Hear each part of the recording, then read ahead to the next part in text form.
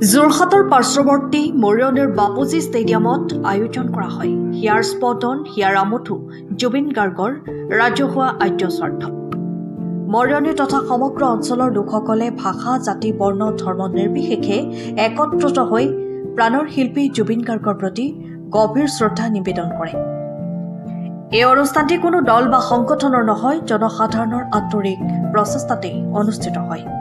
মৰিয়নি ব্যৱসায়ী সন্থাৰ সদস্যসকলে নিজৰ সকলো ব্যৱসায় প্ৰতিষ্ঠান বন্ধ ৰাখি সম্পূৰ্ণভাৱে অনুষ্ঠানটি সফল কৰিবলৈ জড়িত হয়। লগতে মৰিয়নি উচ্চ মাধ্যমিক বালিকা বিদ্যালয়ৰ প্ৰধান শিক্ষয়িত্ৰী ববিনা তাঁতীকে ধৰি সমূহ শিক্ষক শিক্ষয়িত্ৰী ছাত্ৰ ছাত্ৰী আৰু কাষৰীয়া বহু বিদ্যালয়ৰ শিক্ষাৰ্থীসকলে অংশগ্ৰহণ কৰে। সৰ্বধৰ্মীয় প্ৰাৰ্থনা, নাম প্ৰসংগ আৰু সংগীতৰ মাজেৰে এই পবিত্ৰ অনুষ্ঠানটি সম্পন্ন হয়। ষ্টেডিয়ামখনিৰ দেৱালসমূহত স্থানীয় শিল্পীসকলে জুবিন গাৰ্গৰ ছবি অংকন আৰু তেওঁৰ গীতৰ অংশ লিখি শ্ৰদ্ধা নিবেদন কৰে। অনুষ্ঠানত উপস্থিত থাকে বিধায়ক ৰূপজ্যোতি কুৰ্মীও।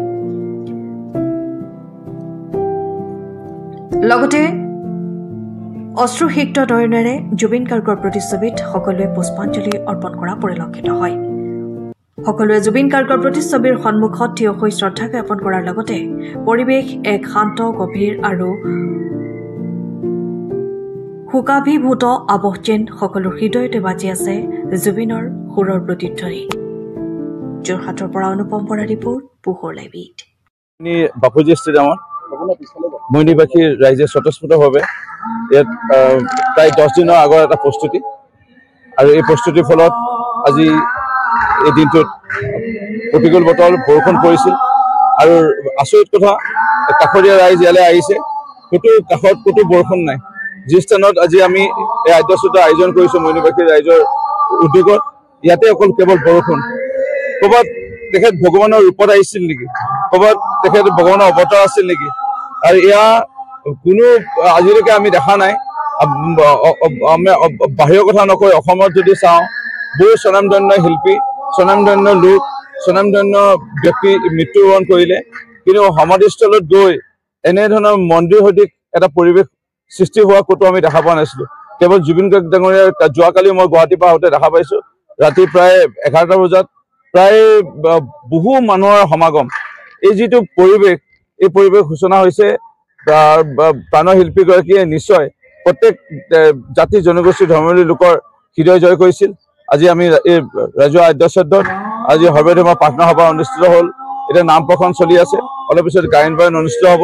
মৰিয়নি শিল্পীসকলে জুবিন গাৰ্গ ডাঙৰীয়াৰ প্ৰতিচ্ছবি অংকন কৰি আছে। ইয়াৰ লগতে মৰিয়নি ব্যৱসায়ী সন্থাই স্বতঃস্ফূৰ্তভাৱে আজিৰ দিনটোত পুনৰবাৰ বন্ধ ঘোষণা কৰিছে, আৰু সন্ধিয়ালৈকে বন্ধ থাকিব। বিদ্যালয়, মহাবিদ্যালয়, কি গাঁও, কি বাগান, প্ৰত্যেক স্তৰৰ লোকে ইয়াত আহি পেলাই আজি শাৰী পাতি প্ৰাণৰ শিল্পীগৰাকীৰ প্ৰতি শ্ৰদ্ধাঞ্জলি। এয়া দেখি ক'ৰবাত বেয়াও লাগিছে, আৱেগিক হৈছোঁ, ক'ৰবাত ভাল লাগিছে যে প্ৰাণৰ শিল্পীগৰাকীৰ প্ৰতি মৰম প্ৰদৰ্শন কৰিছে ৰাইজে। অনুষ্ঠান বুলিবলৈ নাই, সকলোৱে সাংবাদিক বন্ধুসকলো আছে ইয়াত, বিভিন্ন ছাত্ৰ সংগঠন আছে, জাতীয় সংগঠন আছে। ইয়াৰ কোনো বিশেষ বুলি পেলাই এজন ব্যক্তি বা দুজন ব্যক্তি বুলি নহয়, সকলোৱে নিজৰ ইচ্ছাতে আগবাঢ়ি আহিছে সহায় কৰিবলৈ, আৰু কিঞ্চিত নহ'লে কিঞ্চিত সকলোৱে দান বৰঙণি আগবঢ়াই আজি অনুষ্ঠানটো সাফল্যৰ ৰূপ দিবলৈ প্ৰয়াস কৰিছে।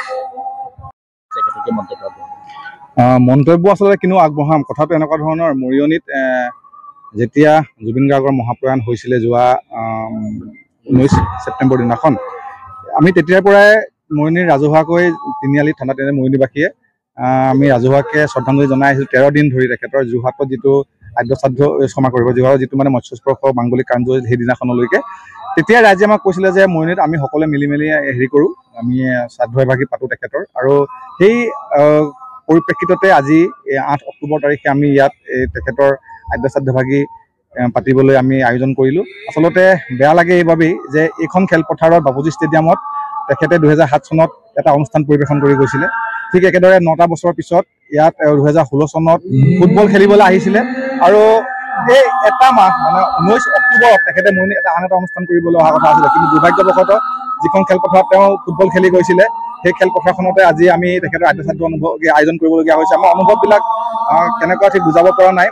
আৰু আজি মৰিয়নি ৰাইজে স্বতঃস্ফূৰ্তভাৱে সহযোগ কৰিছে। ইয়াত আমি ভবাতকৈ বহুত বেছি মৰণি সমগ্ৰ দোকান পোহাৰ বন্ধ কৰি ৰাখিছে বেপাৰীসকলে তেওঁলোকে নিজে আহিছে ইয়ালৈ ব্যৱসায়ীসকলে গতিকে এইটো এটা অভূতপূৰ্ব পৰিৱেশ আৰু এয়া আচলতে জুবিন গাৰ্গৰ প্ৰতি যিটো মৰম ৰাইজৰ তেওঁলোকৰ যিটো মৰম সেই মৰমটোৰ কাৰণে ইয়ালৈ হৈছে আৰু সকলোখিনি ইয়াত আয়োজক বুলিবলৈ কোনো নাই কেইজনমানে মাত্ৰ কামবিলাক আগবঢ়াই নিছে সমগ্ৰ ৰাইজে সহযোগিতা কৰিছে আৰু ৰাইজৰ কাৰণে কাম কৰি আছে গতিকে আমি যিসকলে ইয়ালৈ আহিছে বা যিসকলে আহিব পৰা তেওঁলোকৰ প্ৰতি আমি ইয়াৰ পৰা কৰজোৰে সেৱা জনাইছো সকলোৰে বাবে আৰু ইয়াত আমি আশা প্ৰকাশ কৰিছো এই স্থানৰ পৰাই আমি সেৱা জনাইছো জুবিন গাৰ্গৰ প্ৰতি আৰু তেওঁ য'তেই আছে তেখেতে শান্তিৰে থাকক আমি সেয়াই কামনা কৰিছো আৰু পুনৰবাৰ যিসকলে আমাক সহযোগ কৰিলে সহায় কৰিলে আমাক বিভিন্ন ধৰণে কায়িকভাৱে হওক বা অন্য ধৰণে হওক গতিকে এই সকলোৰে প্ৰতি আমি চিৰদিন কৃতজ্ঞতা জ্ঞাপন কৰিছো জুবিন গাৰ্গ সদায় থাকিব কায়িকভাৱে নাইকিয়া হৈ গ'লেও তেওঁ কেতিয়াও আমাৰ মাজৰ পৰা হেৰাই যাব নোৱাৰে গতিকে এইদৰেই আমি তেখেতৰ স্মৃতিবিলাক জীয়াই ৰাখিম আৰু জীয়াই থাকিব জুবিন গাৰ্গে যিখন সুন্দৰ অসমৰ জাতি ধৰ্ম নোহোৱাকৈ যিখন অসমৰ তেওঁ সপোন দেখিছিলে আজি যদি আপোনালোকে চাবলৈ যায় ইয়াত সেইখন পৰিৱেশ দেখিব ইয়াত নাম প্ৰসংগ হৈ আছে নাম প্ৰসংগত বুদ্ধিষ্ট ধৰ্ম অৱলম্বী লোকে তেওঁলোকৰ হাজত আহি ইয়াত বহি আছে শিখসকলে ইয়াত বহি আছে ইছলাম ধৰ্মৰ লোকসকলে এই নাম প্ৰসংগত বহি আছে গতিকে যিটো পৰিৱেশ আমি মৰিয়নিত কোনোদিন দেখা নাই যে ক'ৰবাৰ এটা ধৰ্মীয় অনুষ্ঠানত আন এটা ধৰ্মীয় অনুষ্ঠান এইদৰে গৈ মানে বহি থকাটো এই প্ৰথমবাৰৰ কাৰণে আমি দেখিছোঁ আৰু আমি ভাবিছোঁ যে এয়া হয়তো জুবিন গাৰ্গৰ এটা আশীৰ্বাদ বা তেওঁ বিচৰা এটা সপোন বা তেওঁ ধৰা এখন অসমৰ ছবি ইয়াত ক্ষুদ্ৰ ৰূপত পৰিৱেশিত হৈছে বা ওলাইছে গতিকে আমি তাক মানে সেই পৰিৱেশটো আমি নিজে অভিভূত হৈ পৰিছোঁ আৰু সেইকাৰণে আমি পুনৰ কৈছোঁ যে জুবিন গাৰ্গ য'তে আছে তেওঁ ত'তে শান্তি থাকক আমি সেয়া কামনা কৰিছোঁ আপুনি বাৰু এখন দুচকীয়া বাহন লোৱাৰ ইচ্ছা প্ৰকাশ কৰিছে নেকি তেন্তে এই বিশেষ ভিডিঅ' আপোনাৰ বাবে বাইক প্ৰেমীসকলৰ বাবে আহিছে এটা সুখবৰ যোৰহাটত মুকলি কৰা হ'ল আকৰ্ষণীয় দুচকীয়া বাহনৰ ট্ৰিয়াম্ফ শ্ব'ৰুম